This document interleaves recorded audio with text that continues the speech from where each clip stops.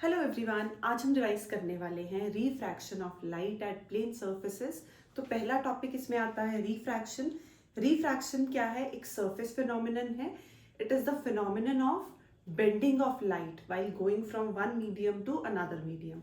तो यहाँ बेंडिंग होगी जब लाइट किसी एक सरफेस पे आके फॉल करेगी। कौन से सरफेस पे आके फॉल कर रही है? ये हमने एक सरफेस लिया है। अब यहाँ पे हमारे पास दो तरह के मीडिया आते हैं। One is optically rare medium, second is optically denser medium. तो जिसकी डेंसिटी ज्यादा है ऑप्टिकली डेंसर मीडियम, दूसरा आ जाएगा रेयरर। तो लाइट जब एक मीडियम से दूसरे मीडियम में ट्रेवल करेगी तो बेंड करेगी, डेविएट करेगी। तो वो जो फिनोमिनन है वो रिफ्रैक्शन है। दो केसेस आते हैं, रेयरर टू डेंसर या फिर डेंसर टू रेयरर। तो रेयरर में हमारे पास लाइट आके फॉल कर रही है, सरफेस पे फॉल की। ये सरफेस है, उसके लिए हम क्या कंसिडर करते हैं? एक नॉर्मल। तो angle between normal and incident ray, angle of incidence. जब ये जाएगी दूसरे मीडियम में तो डेविएशन होगी। तो यहाँ हमने कंसिडर किया ये अगर स्ट्रेट पाथ पे जाती तो ऐसे मूव करती, डॉटेड मीन्स अगर ऐसे मूव करी होती, लेकिन ये डेविएट की है तो इसकी रिफ्रैक्शन हमने यहाँ पे ये शो कर दी। अब फिर से नॉर्मल के साथ जो रिफ्रैक्टेड रे एंगल बनाती है उसको बोलते हैं एंगल ऑफ रिफ्रैक्शन आर। और इतनी वो अपने पाथ से डेविएट की जिसको हमने डेल्टा से डिनोट किया, ये हमारे पास क्या है? Angle of deviation. तो जब लाइट रेयरर से डेंसर में ट्रेवल करती है तो स्पीड डिक्रीज करेगी। स्पीड डिक्रीज करने के साथ v is equal to F lambda, हमारे पास वेवलेंथ भी डिक्रीज करती है। लेकिन एनर्जी और फ्रीक्वेंसी दो ऐसी हमारे पास क्वांटिटीज हैं जो सेम रहती हैं। सेम क्यों रहेंगी? क्योंकि ये सिर्फ सोर्स पे डिपेंड करती है। तो अगर क्वेश्चन है कि हमारे पास लाइट मूव कर रही है एक मीडियम से दूसरे मीडियम में, तो फ्रीक्वेंसी पे क्या इफेक्ट आता है? नो इफेक्ट, क्योंकि वो किस पे डिपेंड करेगी? सोर्स, जिस सोर्स से लाइट आ रही है। तो एनर्जी और फ्रीक्वेंसी सेम रहते हैं, स्पीड डिक्रीज की, वेवलेंथ डिक्रीज की। और हमारे पास हम कॉन्सेप्ट लगाएंगे यहाँ पे वर्टिकली ऑपोजिट एंगल्स का। तो ये एंगल आई, ये वाला एंगल आर, और ये हो गया एंगल डेल्टा। तो ये वाली दो रेस के बीच में जो एंगल हमारे पास आया, कितना आया? Angle I is equal to angle R plus angle delta. तो डेविएशन कितनी आ गई? I minus R. तो एंगल ऑफ इंसिडेंस बड़ा है एंगल ऑफ रिफ्रैक्शन से। तो जो हमारे पास रे है डेविएट की है, डेविएट करी, बेंड की, कहाँ की? Towards the normal. तो ये रिजल्ट आता है हमारे पास कि जब भी लाइट हमारे पास रेयरर से डेंसर ट्रेवल करेगी तो बेंडिंग होगी टुवर्ड्स द नॉर्मल। नेक्स्ट इसका पार्ट 2 कि जब भी लाइट डेंसर से रेयरर जाएगी, तो डेंसर से रेयरर मीन्स हमने कंसिडर किया कि मान लो ये हमारे पास डेंसर मीडियम है, अगेन इंसिडेंट रे नॉर्मल के साथ जो एंगल बना रही है उसको कंसिडर करेंगे एंगल ऑफ इंसिडेंस। ऐसे जानी चाहिए थी बट बेंड कर गई। वो जो बेंडिंग हुई है हमने दिखाई नॉर्मल के साथ एंगल ऑफ रिफ्रैक्शन इतना बना, एंगल आर, इतनी अपने पाथ से डेविएट की। तो ये वाला एंगल हमने क्या ले लिया? Delta, which is angle of deviation. तो इस बार जो वर्टिकली ऑपोजिट एंगल्स हैं वो कौन से आएंगे? वर्टिकली ऑपोजिट मींस एक हमारे पास ये रे हो गई, अगर ये ऐसे जाती ओरिजिनल इंसिडेंट रे, दूसरी हो गई नॉर्मल। तो नॉर्मल और ओरिजिनल इंसिडेंट रे के बीच में जो एंगल आया वो कितना आया? Angle I is equal to, ये कितना रह गया? R minus delta, R minus delta. तो एंगल ऑफ डेविएशन कितना आएगा? Angle R minus angle I. तो इस केस में angle of refraction is greater than angle of incidence. Light जब डेंसर से रेयरर जाएगी, बेंड करेगी अवे फ्रॉम द नॉर्मल, क्योंकि इसमें हमारे पास क्या होता है? स्पीड इंक्रीज करती है, वेवलेंथ इंक्रीज करेगी, एनर्जी और फ्रीक्वेंसी फिर से सेम रहेंगे, और क्या आ जाएगा? एंगल ऑफ रिफ्रैक्शन वो भी क्या कर गया? इंक्रीज कर गया। Angle R is greater than angle I. Next case at normal incidence. तो अगर कोई रे सरफेस पे स्ट्रेट आके फॉल करेगी विदाउट डेविएशन, सीधा चली जाएगी, तो यहाँ पे हमारे पास एंगल आई भी 0 और एंगल आर भी 0। तो जब भी रे किसी सरफेस पे आके फॉल करती है, नॉर्मली फॉल करती है, तो रिफ्रैक्शन के केस में विदाउट डेविएशन मूव करेगी। नेक्स्ट, कॉज ऑफ रिफ्रैक्शन, तो अभी किया हमने। सबसे इंपॉर्टेंट इस क्लास के लिए हम यही करते हैं कि किसकी वजह से होती है, change in speed of light, मतलब लाइट की स्पीड चेंज हुई while going from one medium to another medium. Next आ गए लॉज ऑफ रिफ्रैक्शन। तो लॉज ऑफ रिफ्रैक्शन क्या बोलते हैं कि अगर हमारे पास कोई सरफेस है, इंसिडेंट रे, नॉर्मल और जो रिफ्रैक्टेड रे है हमारे पास, सब एक ही प्लेन में लाई करेंगे। तो हमारी incident ray, refracted ray and normal at the point of incidence all lie in the same plane. सबका प्लेन क्या है, सेम है। Next, ratio of sine of angle of incidence to sine of angle of refraction is constant. तो sin I by sin R, sin I is directly proportional to sin R। जब हम proportionality हटाते हैं, constant introduce करेंगे, क्या है, refractive index। ये क्या शो करता है, light is going from 1 to 2। Light जब एक मीडियम से दूसरे मीडियम में जाएगी तो पहले मीडियम का angle, angle of incidence, second medium का एंगल, एंगल ऑफ रिफ्रैक्शन। तो रिफ्रैक्टिव इंडेक्स क्या हो जाएगा when the light is going from 1 to 2। या हम इसको कैसे रीड करते हैं, refractive index of 2 with respect to 1, जिसका नाम नीचे लिखा है, refractive index of 2 with respect to 1 कितना आएगा, sine I by sine R. तो पहला लॉ क्या है, तीनों सेम प्लेन में। सेकंड क्या है, जिसको हम स्नेल्स लॉ बोलते हैं, sine I by sine R is equal to mu. Mu क्या है, refractive index. Next, refractive index of a second medium with respect to first medium, जिसका नाम पहले लिखा है उसका विद रिस्पेक्ट टू 1। मतलब जो साथ में है, refractive index of 2 with respect to 1, पहले मीडियम का एंगल पहले sine I by sine R. तो ये एंगल इज टू एंगल की रेशियो है, मींस हमारे पास नो यूनिट। सेकंड फॉर्मूला इसका आता है कि फर्स्ट मीडियम में अगर हम ले रहे हैं एयर, तो स्पीड ऑफ लाइट कितनी होगी, ये हो गया incident ray, normal, angle of incidence. तो फर्स्ट मीडियम की स्पीड हमने ले ली c, कंसिडरिंग कि जो फर्स्ट मीडियम है वो वैक्यूम है या एयर है। अब अगर ये डेविएट ना करती तो ये स्ट्रेट जाती, बट ये बेंड कर गई टुवर्ड्स द नॉर्मल, क्योंकि जब लाइट रेयर से डेंसर जाती है बेंड करेगी टुवर्ड्स द नॉर्मल। तो ये आ गया एंगल r, इतनी हुई डेविएशन। अब सेकंड मीडियम में हमने मान लो स्पीड ले ली v, क्योंकि हमने सबसे इंपॉर्टेंट चीज की कि जब लाइट एक मीडियम से दूसरे मीडियम में जाएगी तो कौन सी चीज चेंज होगी हमारे पास, सबसे पहले स्पीड के साथ फिर वेवलेंथ। तो यहाँ स्पीड फर्स्ट मीडियम की c, सेकेंड मीडियम की v, तो क्या आ गया refractive index, speed of light in medium 1 to speed of light in medium 2। तो ये है mu, speed of light in 1 to speed of light in 2। तो refractive index of transparent medium is greater than 1। तो जब हम value put करते हैं तो हम कंक्लूड करेंगे जो रिफ्रैक्टिव इंडेक्स वैक्यूम या एयर का है, that is greater than the refractive index of medium, क्योंकि मीडियम में स्पीड कम हो जाती है तो उसका रिफ्रैक्टिव इंडेक्स भी क्या होगा, कम होगा। एयर और वैक्यूम के लिए हम क्या ले लेते हैं, रिफ्रैक्टिव इंडेक्स, क्वेश्चंस के लिए भी 1 ले लेंगे। Next, examples, when light is going from air to glass, but बोलेंगे कैसे, refractive index of glass with respect to air, जिसका नाम साथ में लिखा है उसका। तो refractive index of glass with respect to, ये यहां भी लिख सकते हैं हम या यहां भी लिख सकते हैं, विद रिस्पेक्ट टू एयर। तो फर्स्ट मीडियम क्या है, light is going from air to glass, तो speed of light in air to speed of light in glass, values put करेंगे, कितना आ गया 1.5।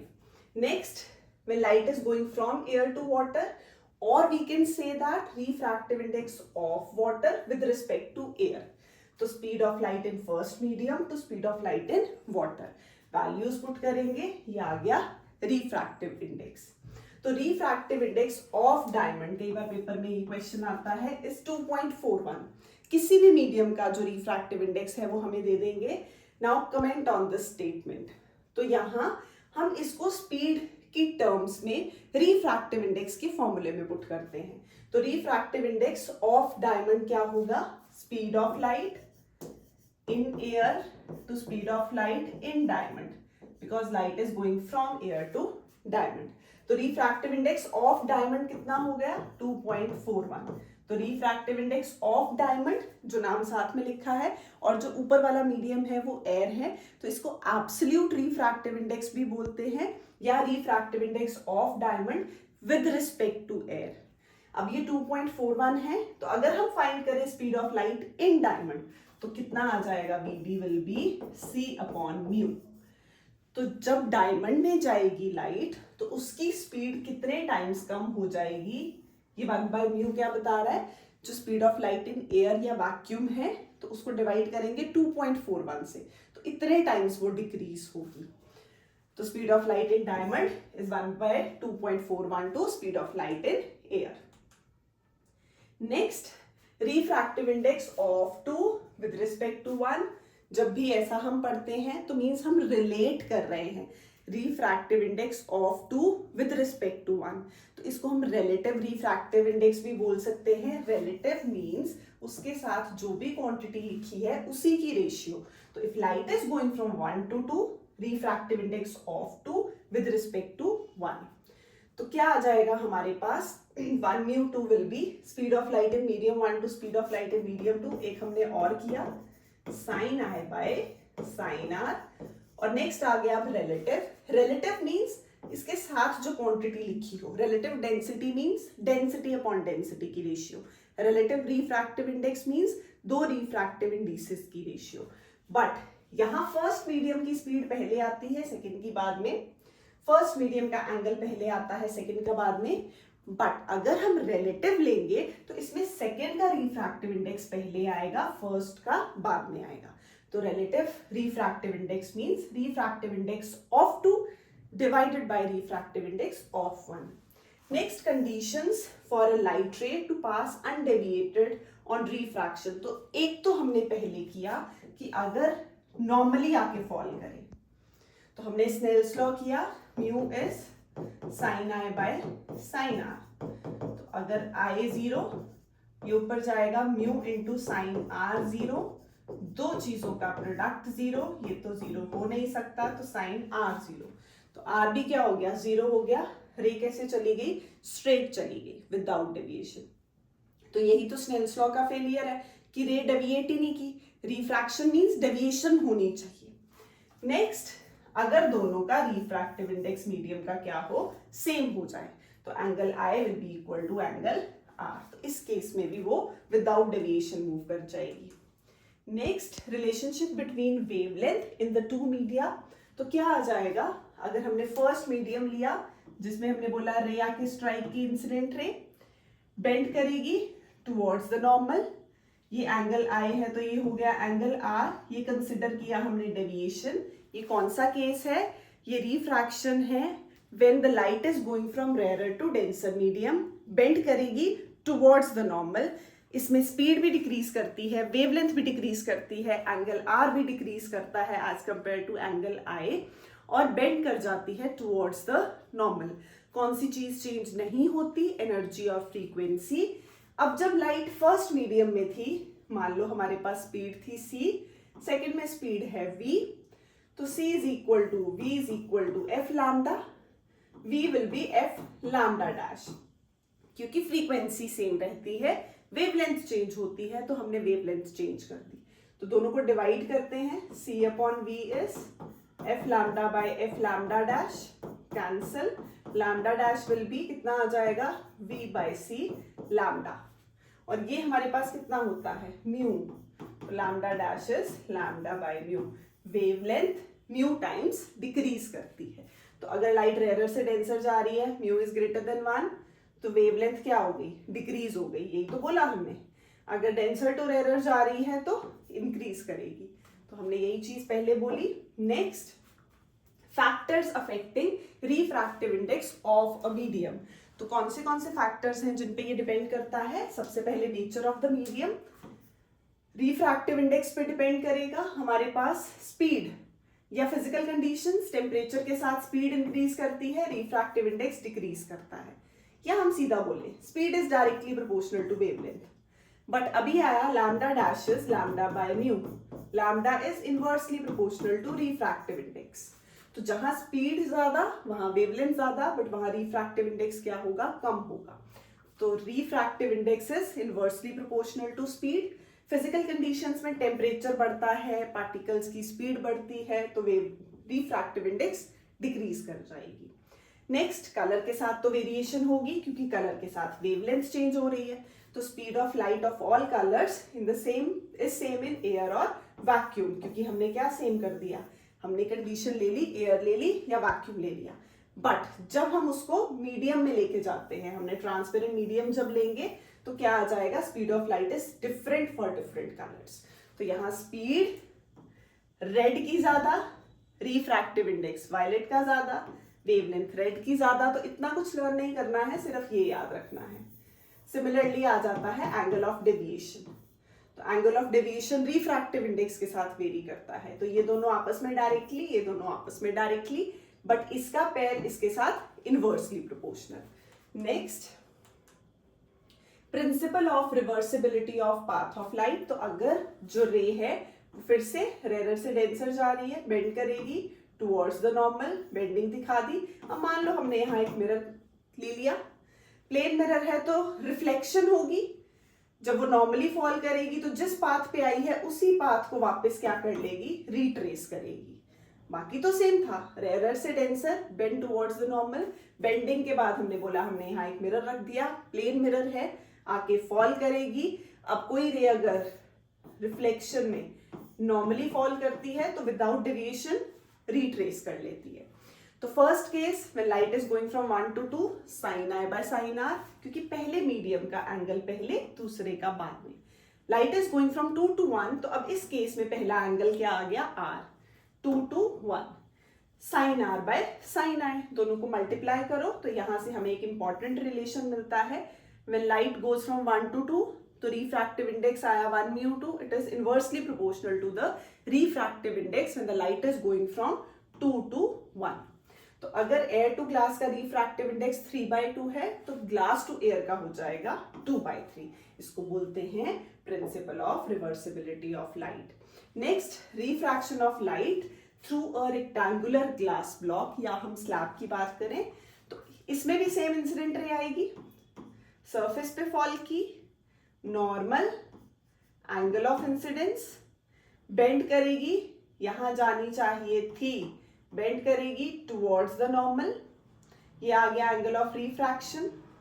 अब अगर हम इसको भी आगे तक एक्सटेंड कर लें, जहां ये जानी चाहिए थी, मतलब वो डॉटेड पाथ ये शो कर रहा है। नेक्स्ट केस में जब ये दोबारा रिफ्रैक्शन होगी, now in this case the light is going from denser to rare, तो bends away from the normal. तो ये दोनों क्या आ गई, पैरेलल आ गई।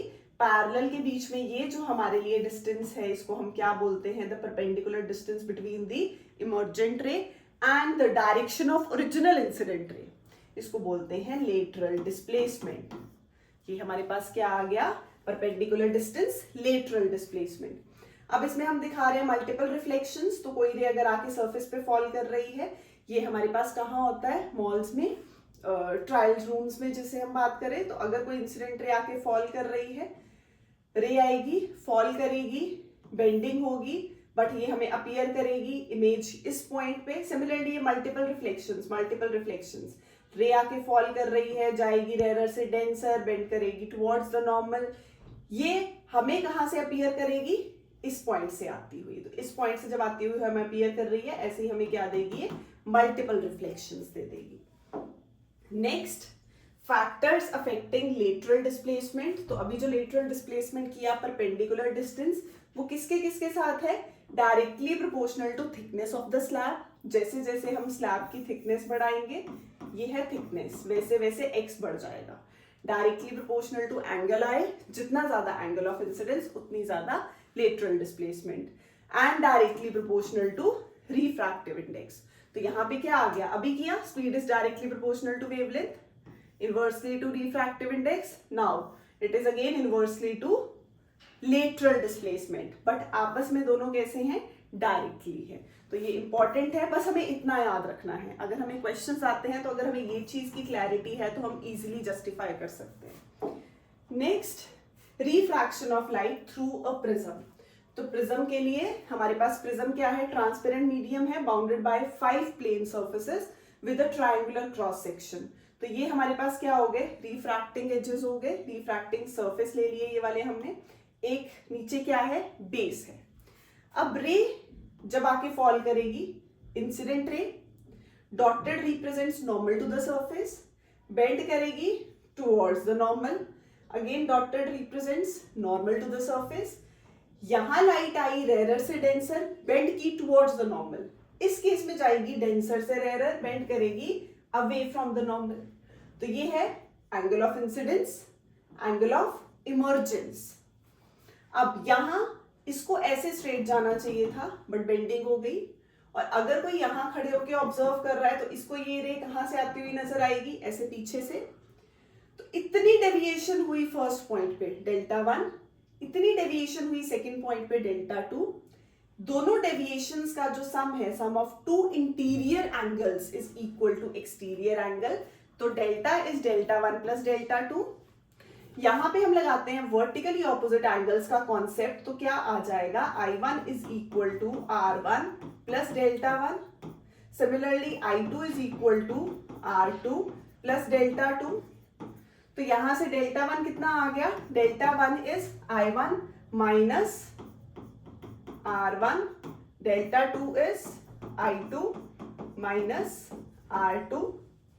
तो डेल्टा 1 डेल्टा 2 की हमें वैल्यू मिलेगी। अब हम उसको कहां पुट करेंगे, वापस से इसी इक्वेशन में पुट कर देंगे। वर्टिकली ऑपोजिट एंगल्स के लिए अप्लाई किया, जैसे ही अप्लाई करेंगे वैल्यू डेल्टा 1 और डेल्टा 2 की इसमें पुट करेंगे, तो हमारे पास इक्वेशन आ गई, delta is I1 plus I2 minus R1 plus R2। Next, अब कंसिडरिंग कि हमारे पास APNQ क्या है, एक क्वाड्रिलेटरल है। तो क्वाड्रिलेटरल जब हम ले रहे हैं, क्वाड्रिलेटरल में जो ऑपोजिट एंगल्स हैं हमारे पास, ये दोनों ऑपोजिट एंगल्स हो गए, ये दोनों ऑपोजिट एंगल्स का सम कितना हो जाएगा, 180 डिग्री।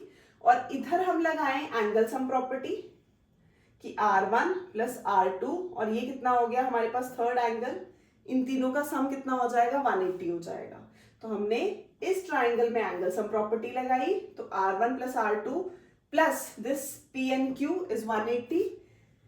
नेक्स्ट, तो हमारे पास अब इन दोनों पे जब अप्लाई करेंगे कि इन दोनों का सम भी कितना होगा, 180। दो इक्वेशंस बन गई, सॉल्व करते हैं तो R1 प्लस R2 किसके इक्वल आ जाएगा, एंगल ऑफ प्रिज्म A के इक्वल आ जाएगा। अब हमें R1 प्लस R2 की वैल्यू मिल गई A, तो ये आ गया I1 plus I2 minus A। तो इक्वेशन मिल गई I1 plus I2 is equal to A plus delta. Next, factors affecting delta. तो delta means angle of deviation. तो हमने अभी पीछे किया था रिजल्ट कि speed is directly proportional to wavelength, is direct inversely to refractive, inversely to lateral displacement. अब आ जाएगा angle of deviation. Angle of deviation इस रिलेशन से पता चलता है, किस पे डिपेंड कर रहा है, एंगल ऑफ इंसिडेंस पे, directly proportional. Angle of prism पे directly proportional. Similarly angle of incidence I पे भी।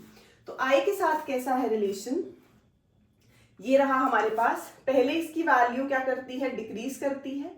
एक पॉइंट पे जाके ये मिनिमम हो जाएगी, उसको हम बोलते हैं मिनिमम डेविएशन। मिनिमम होगी, उसके बाद एकदम से क्या कर जाएगी, इंक्रीज कर जाएगी। तो हम बोलते हैं when I1 is equal to I2 is equal to I, then delta is minimum, कितना, मिनिमम डेविएशन।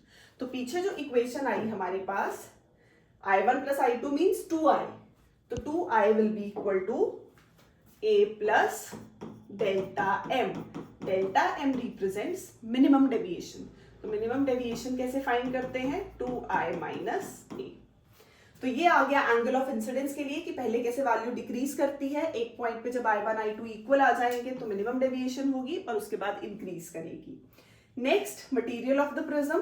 तो यहाँ पे ये हमने अभी स्टार्टिंग में ही किया, directly proportional, refractive index is directly proportional to deviation. तो फ्लिंट ग्लास का जो रिफ्रैक्टिव इंडेक्स है that is greater than the refractive index of crown glass. Angle of prism के भी डायरेक्टली प्रोपोर्शनल। बाकी ये रिलेशन हमने किया, speed directly to wavelength, inversely to refractive index, inversely to deviation and lateral displacement. Next, real and apparent depth. तो इस case में जो ऑब्जेक्ट है पानी में, अगर हम बाहर से देख रहे हैं तो हमें थोड़ा सा रेज्ड नजर आता है। तो मान लो ये O है, ऑब्जेक्ट से एक रे निकली, इंसिडेंट रे। इंसिडेंट रे जब जाएगी डेंसर से रेयर, बेंड करेगी अवे फ्रॉम द नॉर्मल। हमें ये यहां से आती हुई इमेज अपीयर कर रही है, तो ये आ गया एंगल I, ये आ गया एंगल R। सिमिलरली ये भी क्या हो गया, कॉरेस्पॉन्डिंग एंगल्स दोनों एंगल R। ये हमने ड्रॉ कर लिया नॉर्मल, तो ये है नॉर्मल टू द सरफेस। अब हम अप्लाई करेंगे दोनों ट्राइंगल्स के लिए साइन I और साइन R। लेंगे ABO और फिर लेंगे ABI, उसमें हम लगाएंगे परपेंडिकुलर अपॉन हाइपोटेन्यूज। फिर हमने जब ये वैल्यू पुट की तो आ गया IB अपॉन OB। बट हम यहाँ एक केस कंसिडर करते हैं कि this distance is extremely small, मतलब B इज वेरी क्लोज टू A। तो जब B A के क्लोज है तो जहां जहां B टर्म है वहां वहां क्या पुट कर दो, A पुट कर दो। तो ये आएगा OA अपॉन IA। तो refractive index from air to medium कितना आ गया, OA upon IA, which is real depth divided by apparent depth. तो ये important relation. Next refractive index कितना आया, real depth upon apparent depth. तो एपरेंट डेप्थ कितना है, real depth upon A mu M। अब अगर हमें शिफ्ट फाइंड करनी है, शिफ्ट मींस डिफरेंस, तो रियल माइनस एपरेंट, ये रिप्रेजेंट करेगा शिफ्ट को। ये शिफ्ट को पार्ट रिप्रेजेंट कर रहा है, शिफ्ट कैलकुलेट करेंगे। तो शिफ्ट के लिए रियल ले लो माइनस एपरेंट कर दो, तो कितना आ गया real depth 1 minus 1 upon A mu M। Similarly अब शिफ्ट किन फैक्टर्स पे डिपेंड करती है, तो डायरेक्टली टू रिफ्रैक्टिव इंडेक्स, जैसे जैसे रिफ्रैक्टिव इंडेक्स बढ़ेगा शिफ्ट बढ़ेगी, थिकनेस जैसे बढ़ेगा वैसे बढ़ेगी। इनवर्सली टू वेवलेंथ, तो अभी जो हम एक लिख रहे थे उसमें हम इसको भी ऐड कर सकते हैं, speed is directly to wavelength, inversely to mu, inversely to delta, inversely to x, और साथ में अब क्या आ जाएगा हमारे पास, इनवर्सली टू शिफ्ट ऑल्सो। तो ये चार आपस में डायरेक्टली, बट इन दोनों के साथ क्या हो जाएंगे, इनवर्सली। नेक्स्ट एपरेंट बेंडिंग, तो ये सारे रीजन है इन्हीं चीजों के। Apparent bending of a stick under water, ये सेम, इसके लिए हमारे पास क्वेश्चंस बन जाते हैं कि ऐसा क्यों है, stars appear twinkling in the sky again due to change in refractive index. तो ये रिफ्रैक्शन के ही different different cases. Next transmission of light from a denser to rare medium at different angles on incidence. Angles of incidence अगर हम लें तो angle I, when angle I is less than angle C। पहले तो हम consider कर रहे हैं कि लाइट जा रही है डेंसर से रेयरर। जब भी लाइट डेंसर से रेयरर जाएगी, ये आ गया इंसिडेंट रे, बेंड करेगी अवे फ्रॉम द नॉर्मल। अब यहाँ पे हमारे पास कुछ भी चीज 100% नहीं है, हम पार्शियल वाले केसेस लेते हैं। बट इस केस में जब तक एंगल I स्मॉल है एंगल C से, हमारे पास क्या होगा, नॉर्मल केस होगा। तो जब लाइट डेंसर से रेयरर जाती है, बेंड करेगी away from the normal. When angle I is equal to angle C, हमारे पास तो क्या आ जाएगा, सरफेस पे ग्रेस करेगी। When angle I is equal to angle C, light क्या करती है, सरफेस पे ग्रेस करती है। इट मींस एंगल R कितना हो जाता है, 90 डिग्री हो जाता है। ये angle I less than angle C, normal refraction. Angle I equal to C, हमारे पास सरफेस पे ग्रेस करेगी। Next when angle I is greater than angle C, तो क्या आ गया, लाइट इंटरनली रिफ्लेक्ट कर जाएगी। इसको बोलते हैं TIR, टोटल इंटरनल रिफ्लेक्शन। अब क्रिटिकल एंगल इसमें क्या है, क्रिटिकल एंगल हमने एक एंगल ऑफ इंसिडेंस से ही डिफाइन किया, case 2। When I is equal to C, तो R कितना होता है, 90 डिग्री। तो एंगल ऑफ इंसिडेंस ही है in the denser medium, corresponding to which angle of refraction in the rarer medium is 90 degree. तो सेकंड केस को एक्सप्लेन कर दो, क्रिटिकल एंगल की डेफिनेशन बन गई। Relationship between C and mu, again case 2, light is going from glass to air. तो यहाँ light first angle sine C by sine R, क्योंकि हमने बोला साइन I के इक्वल होता है। I is equal to C, R कितना है 90, 91 हो गया, तो कितना रह गया, साइन C रह गया। तो A म्यू G, क्योंकि हम रिफ्रैक्टिव इंडेक्स मोस्टली ऐसे ही लिखते हैं, हमने पीछे जब एपरेंट डेप्थ वाला किया उसमें भी सेम था, G म्यू A आया था। बट हम क्या ले लेंगे, light goes from air to glass, तो कितना आएगा 1 बाय साइन C। तो ये इंपॉर्टेंट कंडीशन आ गई। क्रिटिकल एंगल के साथ वेरिएशन कैसे है, sine C is 1 upon A। Glass के लिए A म्यू G कितना है 3/2, C कितना है 42 डिग्री। वाटर के लिए रिफ्रैक्टिव इंडेक्स 4/3 और C कितना है 49 डिग्री। ग्लास वाले क्वेश्चंस प्रिज्म की फॉर्म में हम बहुत सारे करते हैं, तो एंगल C कितना होता है 42 degree. Next factors affecting critical angle, तो again directly proportional to wavelength and directly to temperature. तो याद रखेंगे V lambda inversely to mu था, इनवर्सली टू हमारे पास डेल्टा था, inversely to x shift, but angle C क्या आ जाएगा इसके डायरेक्टली आ जाएगा। नेक्स्ट TIR, वही थर्ड केस, जब एंगल IC से बड़ा हो जाएगा तो सारी की सारी जो रे है वो अंदर की तरफ आ जाएगी। अब इसमें कंडीशंस क्या है, object must be in the denser medium, light must travel from denser to rarer, और case 2 angle I must be greater than angle C। तो इंपॉर्टेंट है इसकी कंडीशंस, लाइट कहां से कहां, डेंसर टू रेयरर, और angle I must be greater than angle C। Next TIR in a prism, तो totally reflecting prisms होते हैं हमारे पास, जिसमें 45, 90, 45 है, और हमारे पास to deviate a ray of light through 90 और 180 डिग्री, इसमें भी डिफरेंट केसेस बनते हैं। तो फर्स्ट आ गया डेविएशन थ्रू 90 डिग्री। तो हमने कंसिडर किया, मान लो एक रे आ रही है, पहले सरफेस पे आके फॉल करेगी, तो जब सरफेस पे आके फॉल करेगी जिस पाथ पे आई है उसी पाथ पे क्या है, स्ट्रेट चली जाएगी विदाउट डेविएशन। तो यहाँ पे एंगल I कितना हो गया, एंगल I 0 है, तो एंगल R भी 0। तो फर्स्ट सरफेस पे तो फॉल की, स्ट्रेट मूव कर गई, जब सेकंड सरफेस पे फॉल करेगी तो एंगल I कितना हो जाएगा, एंगल ऑफ इंसिडेंस किसके साथ लेंगे, इंसिडेंट रे और नॉर्मल, तो चेक करेंगे कितना है 45 आ गया, बट अभी हमने किया एंगल C कितना था 42 डिग्री था। तो now angle I is greater than angle C, TIR की कंडीशन को ये सेटिस्फाई कर रहा है। तो अगर TIR को सेटिस्फाई कर रहा है तो कैसे कर जाएगा, फिर से ये मूव करेगा अंदर की तरफ, जब इस सरफेस पे फॉल करेगा अगेन एंगल I इज 0, तो R भी 0। नेक्स्ट केस में ये आई इंसिडेंट रे, हमने ऑब्जेक्ट कंसिडर किया है, तो इसमें इन्वर्टेड इमेज कैसे मिलती है वो चेक कर सकते हैं, बट इसका लॉजिक सेम चलेगा कि हमें एंगल्स चेक करने हैं। फर्स्ट सरफेस पे एंगल I 0, R 0, स्ट्रेट चली गई, सेकंड पे ये 45 है, ये 90 है, चेक करेंगे तो ये भी क्या आ गया 45, again angle I is greater than angle C, TIR होगा, TIR हुआ, बेंड कर गई, नेक्स्ट सरफेस पे गई, again angle I is greater than angle C, 45 आ गया फिर से, और फर्दर मूव कर जाएगी। तो जो ऑब्जेक्ट की पोजीशन के लिए टिप यहां थी, अब वो टिप इस तरफ हो गई, तो कैसी इमेज है, इन्वर्टेड है। सिमिलरली इसमें भी वही आएगा, फर्स्ट हमने ऑब्जेक्ट कंसिडर किया, अब इसमें हमें कैसी इमेज मिलेगी, हमारे पास फिर से हम इरेक्ट कर सकते हैं इन्वर्टेड इमेज को, रे आई सरफेस पे फॉल की, एंगल चेक करेंगे, एंगल चेक किया यहाँ पे, पहले तो रे आके जब फॉल कर रही है बेंड करेगी towards the normal, rare to denser, bending हो गई, फिर से एंगल चेक करेंगे, बेंड करेगी, TIR, क्योंकि ये हो गया नॉर्मल, ये है 45 और ये हमारे पास कितना है 90 है, अगेन 45, तो यहाँ पे TIR हुआ, और फिर ये सरफेस पे गई तो बेंड कर गई, denser to rarer, away from the normal. तो हमें सिर्फ सॉल्व करना आना चाहिए, ये भी इंपॉर्टेंट, रे आके सरफेस पे फॉल की, angle I 0, R 0, next surface पे गई, नॉर्मल बनाओ, ये 60 है, ये 30 है, ये 90 है, एंगल ऑफ इंसिडेंस है 60 डिग्री, तो again angle I is greater than angle C, TIR होगा, बेंड हो गई, फिर से angle I 0, R 0, straight move कर जाएगी।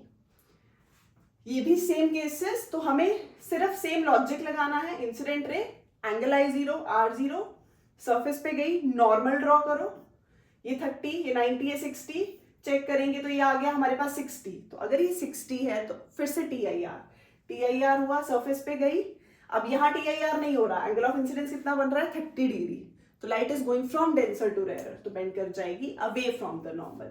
ये same non occurrence of TIR, तो बेसिकली क्यों नहीं हुआ, क्योंकि एंगल ऑफ इंसिडेंस कितना था 30 था, तो फिर जब वो angle I is greater than angle C वाली कंडीशन को सेटिस्फाई नहीं करेगा तो क्या होगा, TIR नहीं होगा।